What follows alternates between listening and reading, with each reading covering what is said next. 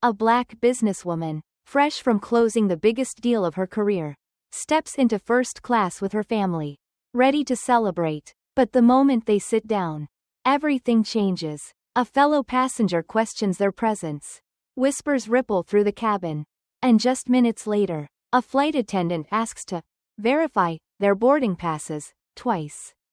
What happens next shocks everyone on board and sets off a chain of events no one could have predicted. Stay with me. This is a story you won't forget. Before we dive in, let me know where you're tuning in from today. And if this story resonates with you, don't forget to subscribe for more. Because sometimes, the smallest moments hold the greatest lessons.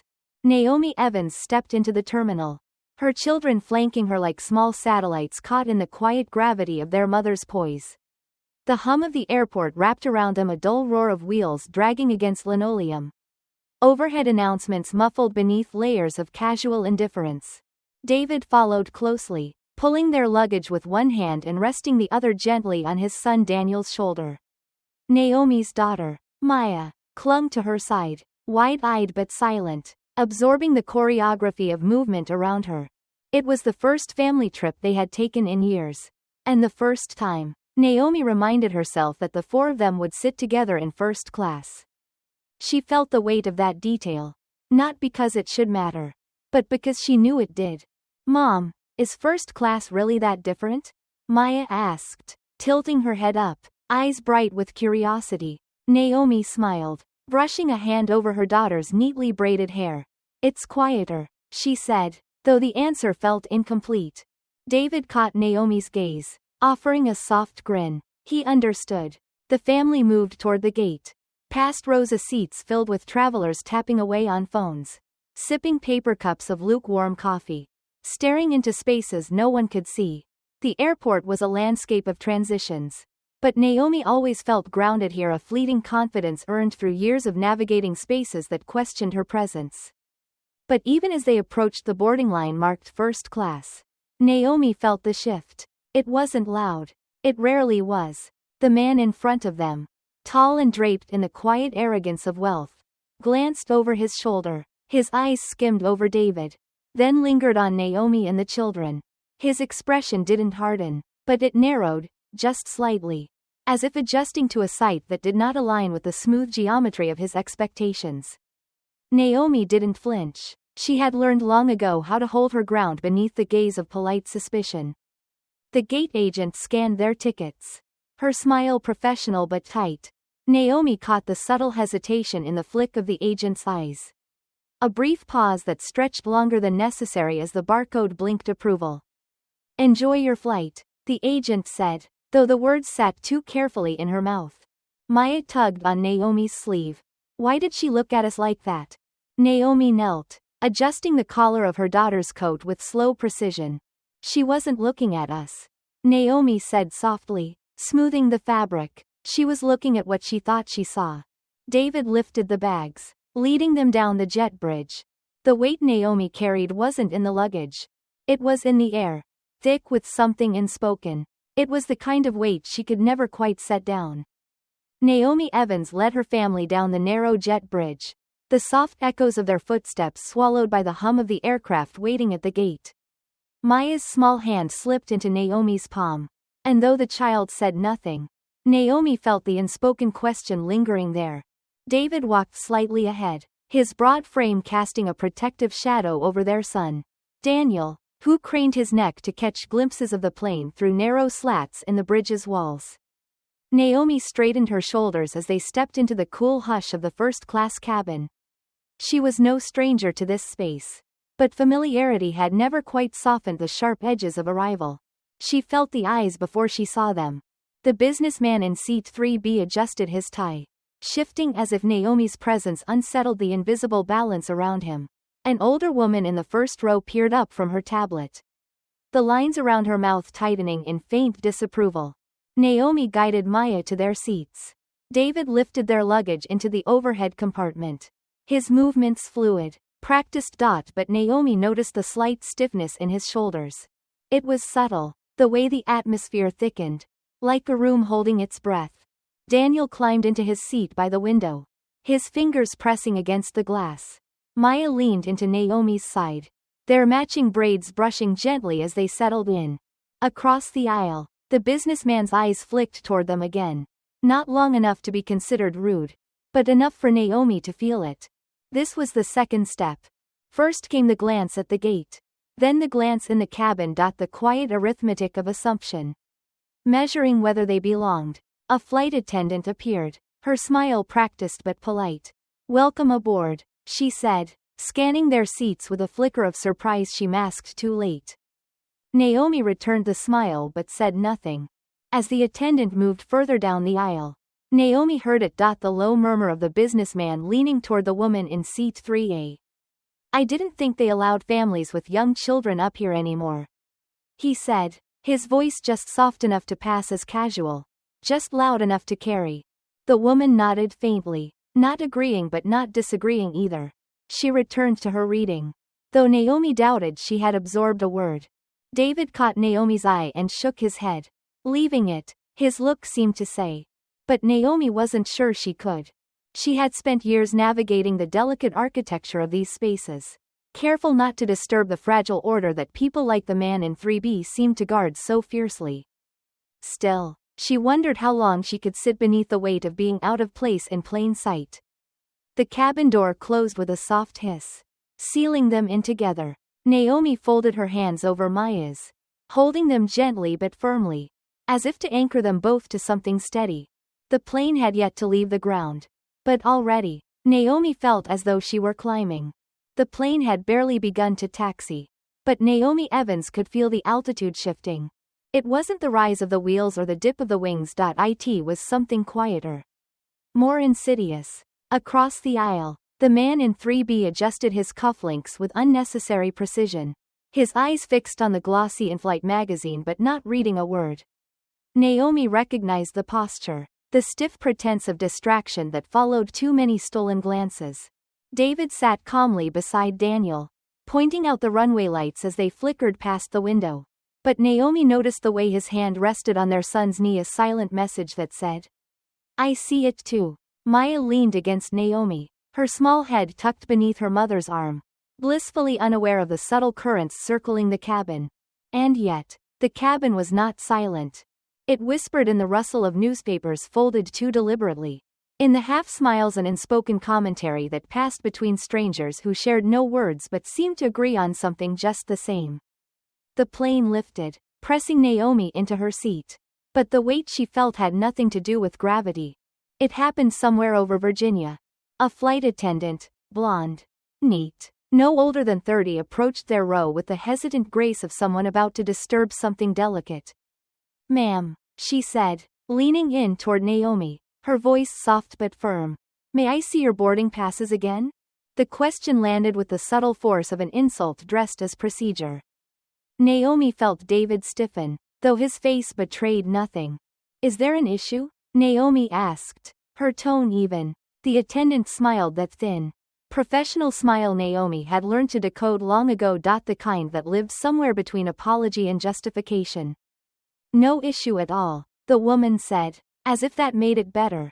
"Just a quick verification." Naomi could feel the weight of the cabin's attention, eyes pretending not to watch but catching every word.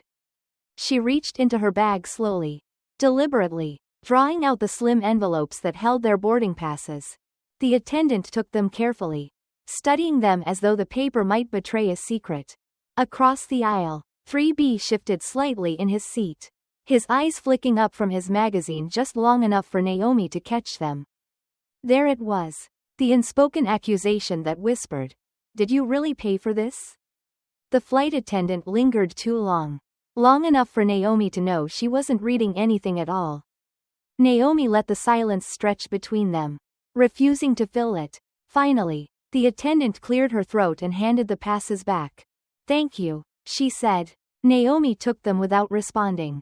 As the attendant walked away, Naomi watched her move further down the aisle, not asking anyone else the same question. David exhaled softly beside her, his hand finding hers beneath the armrest.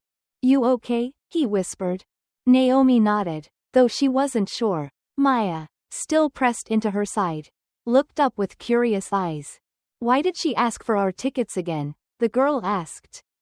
Voice soft but steady. Naomi smoothed a hand over her daughter's hair, offering the kind of smile only mothers can muster. The kind that reassures even when reassurance feels thin. Sometimes people forget, Naomi said quietly, that we have a right to be here too. Maya blinked, accepting the answer for now. But Naomi could feel the question lingering between them, heavier than any piece of luggage stowed overhead. David squeezed Naomi's hand gently, grounding her, but Naomi knew the real turbulence wasn't in the sky. It was here, settled into the soft leather of seat 3A. In the glance that passed between strangers who had already decided who belonged and who did not. And as the plane cut through the clouds, Naomi wondered if some ceilings were too high to break through, or if the breaking was already happening. Quietly, every time they sat down, the plane sailed through the sky. But the cabin remained heavy, thick with something unspoken that sat between the rows like an uninvited guest. Naomi Evans could feel it. The weight of assumptions stitched into the fabric of first class. Invisible but present, like smoke clinging to a room long after the fire had died. David shifted beside her, his fingers tapping lightly against the armrest, a rhythm she recognized as his quiet restraint. Daniel sat in the window seat, lost in the movie flickering on his screen, blissfully unaware of the delicate performance unfolding around him. Naomi envied him. Across the aisle, the man in 3B had settled into his seat but hadn't settled in his mind. She could feel his glances, brief but insistent, as though he were still working out the puzzle of their presence. It wasn't a curiosity, it was disbelief dressed as politeness.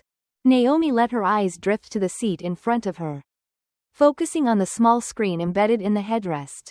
The movie played, but she wasn't watching. Instead, she listened. Because when you live in a body like hers, you learn to hear what is never said aloud.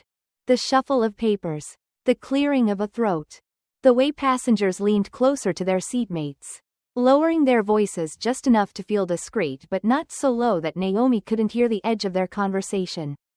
She had spent a lifetime hearing these murmurs, soft, familiar as background music in a department store. But today, she felt tired of the song.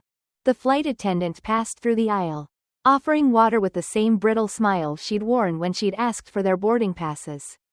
Naomi watched her move between the rows, her pace slowing as she approached 3B. "Excuse me," the man said, his voice lowered but carrying enough authority to cut through the quiet hum of the engines. The attendant leaned in. Naomi could hear him, even though he likely thought she couldn't. "It's not my business," the man began, the prelude of those who very much believe it is their business. "But it seems unusual. First class has certain expectations." The flight attendant straightened slightly, her eyes flicking toward Naomi before returning to the man. Naomi didn't flinch. She'd heard this cadence before. The man continued, "I just thought someone should check, to make sure things are in order." David's hand found Naomi's beneath the armrest, his grip gentle but firm. Naomi exhaled slowly, steadying herself. The flight attendant smiled tightly, but Naomi saw the hesitation in her eyes. The brief flicker of someone who had been offered the opportunity to side with power. Cloaked as concern. "Everything is in order, sir," she said. Naomi felt the cabin hold its breath. The man shifted, clearly unsatisfied with the response but unwilling to press further. And yet, Naomi knew, this was the part that lingered. Not the words, but the refusal to speak against them. She glanced down the aisle. Other passengers had heard. She could see it in the way they stared too intently at their screens or busied themselves with drinks that didn't need refilling. Silence, she thought, was the most practiced instrument of complicity. Maya stirred beside her, pulling Naomi back to the moment. "Mom," she whispered, leaning in close. "Why did that man keep looking at us?" Naomi smoothed her daughter's hair, brushing her braids behind her ear with soft, deliberate strokes. "Some people need time to understand things that should already be clear," she said. Maya frowned. "But we're just sitting here."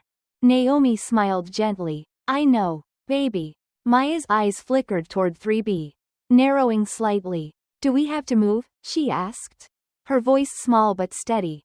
"No," Naomi replied, her voice soft but carrying a weight that seemed to settle into the air.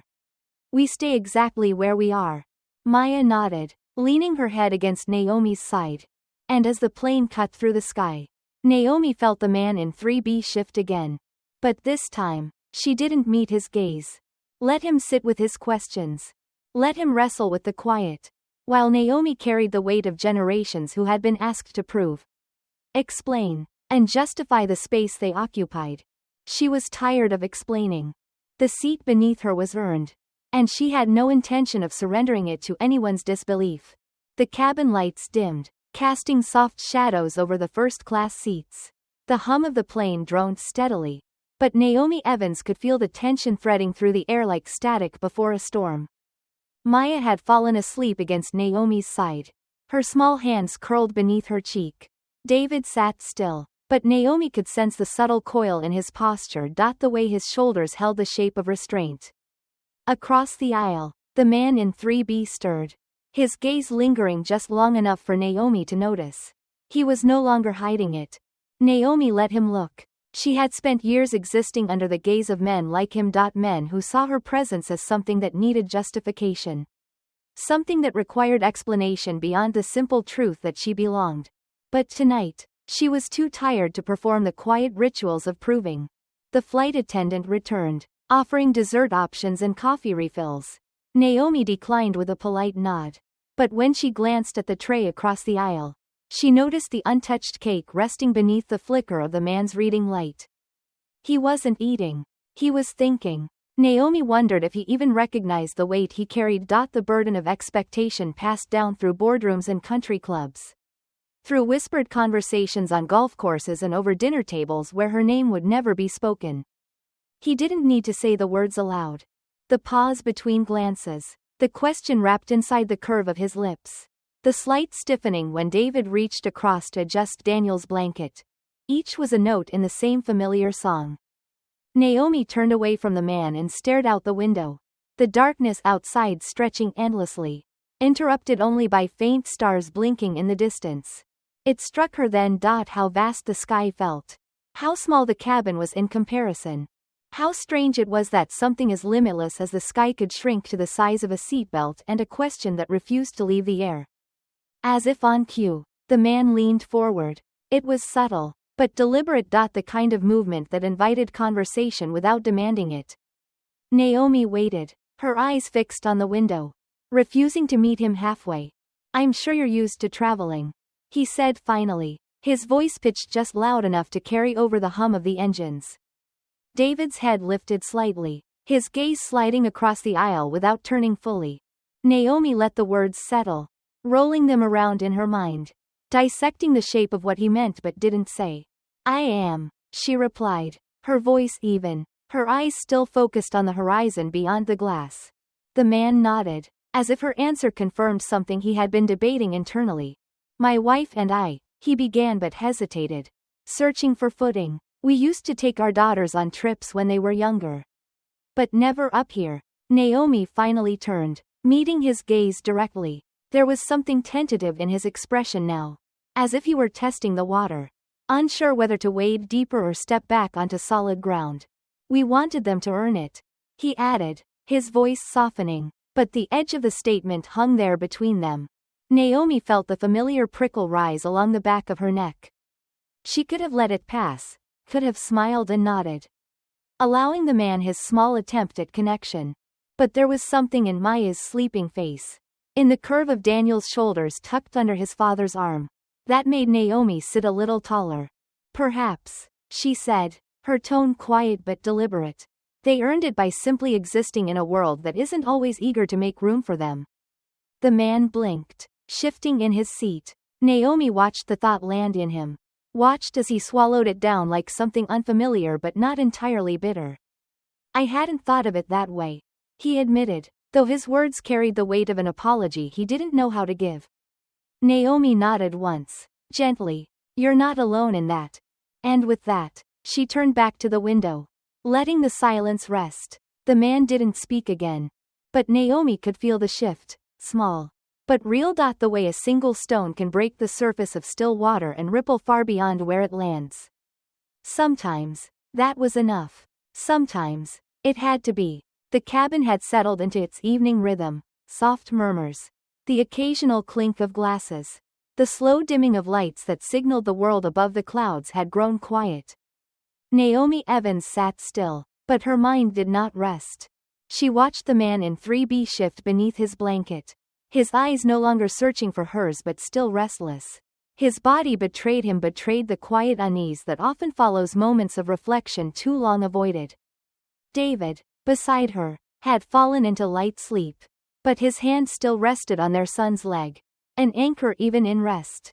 Maya breathed softly under Naomi's arm, the steady rhythm of childhood sleep, unbothered by the invisible walls pressing in around them.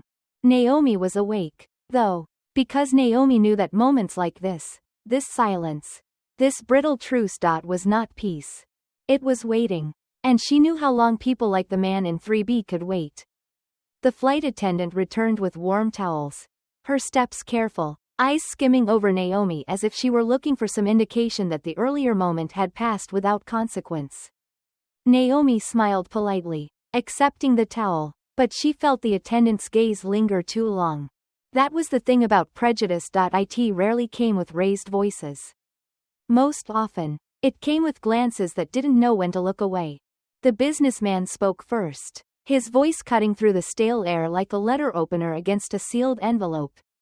"I hope I didn't offend you earlier," he said, quiet but clear, the edge of discomfort in his words. "I didn't mean anything by it." Naomi turned slowly, locking eyes with him across the aisle. The apology wasn't necessary because it wasn't really an apology at all. It was the same old refrain, the same polished deflection. "I didn't mean it." As if intention could undo impact. Naomi placed the towel gently on her tray, folding it with care. "You didn't offend me," she replied, her voice calm, measured. "You reminded me." The man raised his brow, tilting his head in subtle confusion. "Of what?" he asked, his curiosity slipping through the cracks in his discomfort. Naomi leaned slightly toward him, careful not to raise her voice, but letting her words carry. "Of how exhausting it can be to exist in rooms not designed for you. And how often I'm expected to accept that exhaustion as the price of admission." The man shifted, pulling his blanket higher across his lap. But Naomi did not break eye contact. He needed to hear this. She thought of her mother, who taught her that silence was not always an absence of sound but sometimes a deliberate space carved out for truth to rise. Naomi let the weight of that truth fill the space between them. "I know you didn't mean it," she continued. "That's the point." The man's eyes flickered with something Naomi couldn't quite place, pride bristling against shame. He wanted to defend himself. She could tell, but there was nothing left to defend. Naomi leaned back in her seat, feeling Maya stir gently against her. "I appreciate your words," she said, softer now, as if offering him a bridge back to himself. "But I don't need your apology. I need you to remember how this moment feels. And let it change the way you sit in rooms like this when I'm not here." The man swallowed, nodding slightly, though Naomi wondered if he truly understood. The lights dimmed further, leaving the cabin in the soft blue glow of night. Naomi closed her eyes, but she knew rest wouldn't come easily. Because the battle she fought tonight wasn't against the man in 3B. It was against the unspoken. The invisible inheritance passed down in quiet glances and muttered questions. The subtle machinery of exclusion that ran too smoothly to be detected unless you had spent your life listening for its hum. The plane cruised forward, and Naomi pressed her hand gently over Maya's heart, feeling its steady thump beneath her palm. One day, she thought, perhaps her daughter wouldn't have to hear the hum at all. Perhaps. But until then, Naomi would stay awake. Naomi Evans sat upright as the plane cruised over the Atlantic. But it wasn't the flight keeping her awake. It was the silence. The kind that grows loud in the dark. Maya shifted against her, one small arm draped lazily over Naomi's lap, her face slack with the peaceful sleep only children are allowed to know. David remained still, his breathing steady, but Naomi felt the subtle weight of his hand resting lightly on her thigh, a silent offering of solidarity. But Naomi wasn't searching for comfort. She was listening. The man in 3B hadn't spoken since his last apology. But his silence lingered, stretched thin like thread pulled too tight. Naomi glanced his way, catching the faint outline of his face lit by the glow of his reading light. His eyes weren't on his book. They were on her. He didn't look away this time. For a moment, Naomi held his gaze, letting the air between them fill with the quiet honesty that blooms when politeness is stripped bare. "Can I ask you something?" he said, finally breaking the fragile peace between them. Naomi tilted her head slightly. Waiting. The man shifted in his seat, folding the magazine in his lap as though it might anchor him. "How do you carry it?" he asked. "The weight of it all." Naomi blinked, surprised by his candor. She could have laughed, could have shaken her head and dismissed the question for what it was, a man asking a woman to explain the burden he helped place on her shoulders. But Naomi saw something else in his eyes. He wasn't asking out of malice. He was asking because he didn't know how to name what he had felt since takeoff.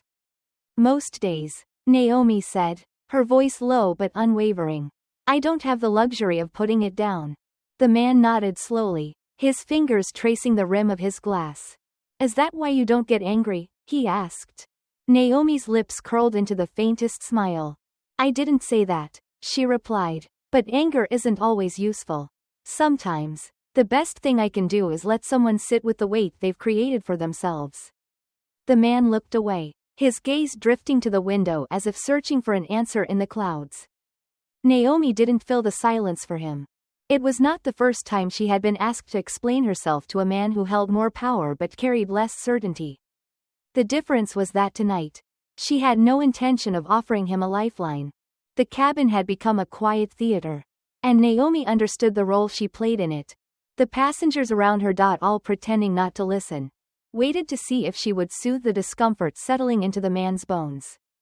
But Naomi sat still, and in that stillness was a kind of defiance. It was not her job to soften the sharp edges of his realization. "Do you ever get tired of it?" the man asked, his voice almost a whisper.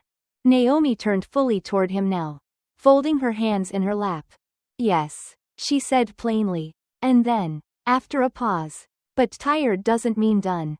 The man exhaled slowly, as though releasing something he didn't know he'd been holding. "I think I understand," he murmured. Naomi smiled again, but this time there was no warmth in it. "No," she said gently. "You don't." The man's head lifted slightly, and Naomi saw the flicker of recognition pass through his eyes. The realization that there were places he could not follow, no matter how long he walked beside her. The plane shuddered slightly as it began its descent. Naomi looked down at Maya, brushing a stray braid from her daughter's forehead. Perhaps that was enough. Perhaps it was not her job to make men like the one in 3B understand. Her real work, she thought, was lying right there, small, peaceful, and dreaming of a world Naomi hoped she could shape in time. A world where her daughter wouldn't be asked to carry the same weight. A world where there were no ceilings, only sky. The descent began slowly, the plane dipping beneath the clouds, the world below stretching out in soft grids of light. Naomi Evans felt the shift, not just in altitude, but in the quiet choreography of the cabin. Seat backs straightened, blankets were folded, passengers stirred from the stillness of the flight, collecting themselves for whatever waited beyond the runway. David yawned beside her, rubbing the sleep from his eyes as Daniel leaned forward, pressing his forehead against the window. "Look, Mom," Daniel whispered. "We're almost there." Naomi smiled, smoothing the front of her daughter Maya's dress as the little girl blinked awake. Disoriented but calm. "Yes, baby," Naomi said softly. "We're almost home." The man in 3B closed his book, though Naomi was certain he hadn't read a single page. His eyes flickered to hers. But this time, there was no question left in them, only the heavy, lingering residue of realization. He shifted as if he might speak, but Naomi turned away, gently brushing Maya's braids with her fingers. Some moments were not meant to be shared. Some lessons were meant to be carried in silence. The flight attendant returned, offering final checks with a practiced smile. Naomi felt the woman hesitate briefly at their row, as if she, too, had been caught in the undercurrent of everything left unsaid. "Thank you for flying with us," the attendant said, her voice softer than before. Naomi met her gaze, offering nothing more than a nod. As the wheels kissed the runway, The cabin exhaled passengers reaching for bags and phones, slipping seamlessly back into the rhythm of their own lives. The man in 3B lingered in his seat, his posture heavier than when he had boarded. Naomi could feel him wrestling with something he couldn't name. But she knew better than to offer him clarity. Clarity was not hers to give. David rose first, lifting their carry-ons from the overhead compartment. Maya tugged gently at Naomi's hand, eager to leave the confines of the plane behind. Naomi hesitated for just a moment, casting one final glance at the cabin that had held them for those quiet hours above the world. She thought of the years spent navigating spaces like this, spaces designed for comfort. But not for her. But here she stood, with her family beside her, and the weight of generations stitched into the simple act of staying seated. They had not been moved. They had not been erased. And perhaps that was the quiet victory.